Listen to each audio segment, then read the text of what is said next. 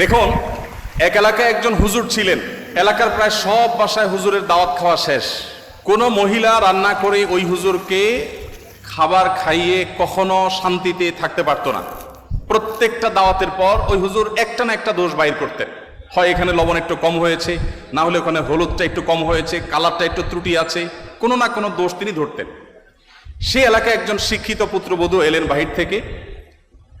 আসার পর তিনি এই হুজুর সম্পর্কে যখন ধারণা পেলেন যে একজন হুজুর আছেন, এই হুজুরের কেউ খাইয়ে সন্তুষ্ট করতে পারেন না, উনি একটা না একটা দোষ ধরেন। যদিও হুজুর মানুষ দোষ ধরার কথা না, নবী সাল্লাল্লাহু আলাইহি ওয়াসাল্লাম সুন্নাহর খেলাফ। যাই হোক, এটা কতটা বাস্তব ঘটনা তাও জানি না, বাকি গল্প হিসাবে শিক্ষণীয় সেই হিসাবে বলা। তো পরে ওই শিক্ষিত পুত্রবধূ তিনি হুজুরের সমস্ত দোষগুলোর তালিকা করলেন যে উনি কোন কোন দোষ ধরেন সাধারণত। সবগুলোকে নোট করে এমনভাবে একটা রান্না তিনি দিলেন যে এই রান্নাতে হুজুরের দোষ ধরার কোনো ফাঁক রাখলেন না, সব পারফেক্ট রাখলেন। এরপর হুজুরকে দাওয়াত দিয়ে খাওয়ালেন।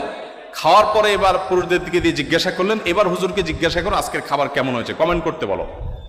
এখন বেচারা হুজুর দেখলেন যে আসলে কোনো কমেন্ট করার জায়গা নেই, তো এবার বললেন যে আসলে এত ভালো না,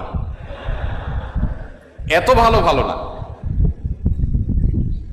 তো যে ভদ্রলোক বলেছেন যে আপনি কোনো দোষ ধরেন নাই কখনো, আমি জানি না যে আপনি এই টাইপের কোনো দোষ ধরেছেন কিনা কখনো। যাই হোক, তো আমাদের নবী করিম সাল্লাল্লাহু আলাইহি সাল্লাম সাধারণত কখনো খাবারের দোষ ধরতেন না, কারণ মেয়েরা কষ্ট করে রান্নাবাড়া করেন। আমরা যদি একদিন এই দায়িত্বটা পালন করি তাহলে আমরা হাড়ে হাড়ে টের পাবো যে রান্না করা এটা কত মজার কাজ। প্রিয় নবী সাল্লাল্লাহু আলাইহি সাল্লামের লাইফস্টাইলের দিকে তাকালে আমরা দেখতে পাই যে তিনি যখন খাবার গ্রহণ করতেন তিনি কোনো খাদ্যের দোষ ধরতেন না। কোনো খাবার তার সামনে এলে পছন্দ হলে খেতেন, আর পছন্দ না হলে তিনি রেখে দিতেন, কখনো দোষ ধরতেন না।